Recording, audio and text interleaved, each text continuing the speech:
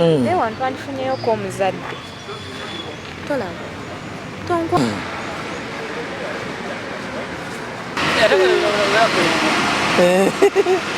nga byanjawulo okolerayo bisi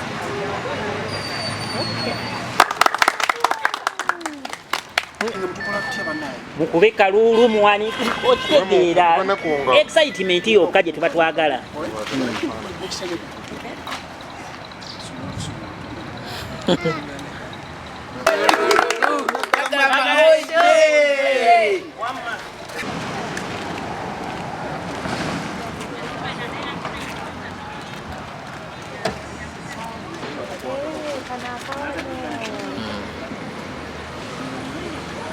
Kira yuke badegezaako kusanga. Basi yo gondi yo bagira.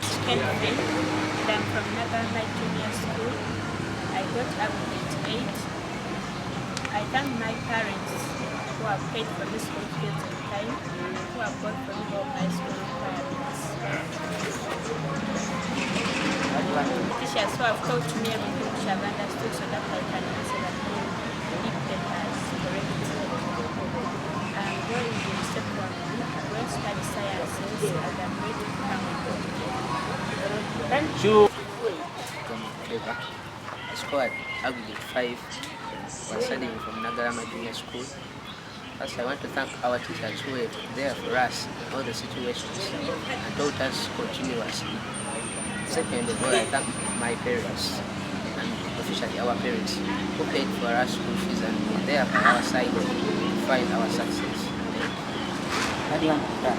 Then I got my paper. And then so I got Nagalama Junior.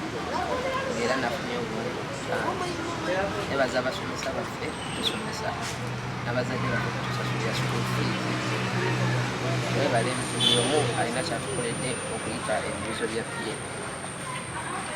Zaita Samuel. Okay. My name is Zaita Samuel. I got 6 aggregates this year. I'm willing to thank the head teachers, the directors, and all the teachers that taught us last year. What I would like to become in the future is an engineer, so that I can help people. Mujaganya Ronald, Nanze, head teacher wa Nagalama Junior School. Tuli basanyufu ku Nagalama Junior School olw'omukama ekirabo kyatuwadde mu baana baffe ab'omwaka oguwedde okuba nti baakoze bulungi. Twatuuza abaana 56, abaana 51 bafunye first grade, abaana 5 bafunye second grade. Mu Nagalama Junior School ebitusobozesezza okuba nga twakoze bulungi obuzi baffe omwaka oguwedde okusookera ddala obumalirivu obuli mu basomesa n'abasomesa abamala okuba nga basobola okusomesa abayizi baneeno kituyambye okuba nga abaana bavaamu obubonero obulungi.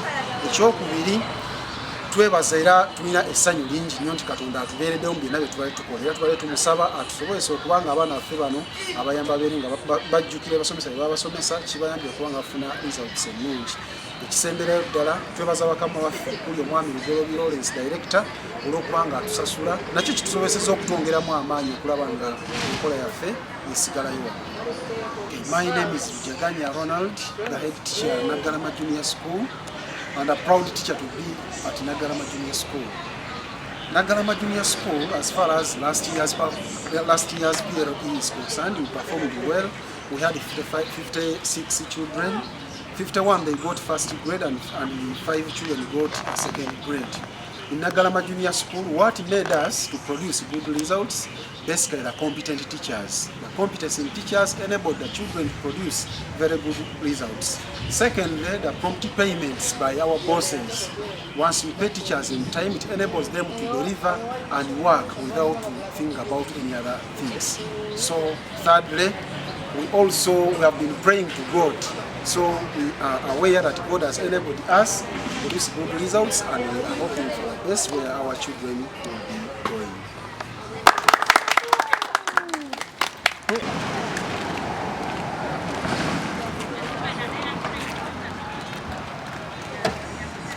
Kira yuke badegezaako kusanga. Basi yo gondi yo bagira. I'm Stalin. Njagala ku bifaananyi byayo oba bakoze ati.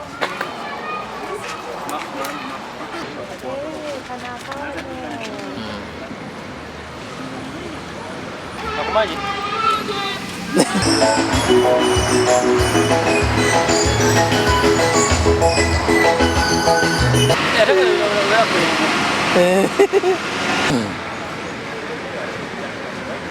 Yabadde alanga naye wantu andifunyeeko omuzadde tolaba tonkwalo nga byanjawulo okolera yubisi. Okay.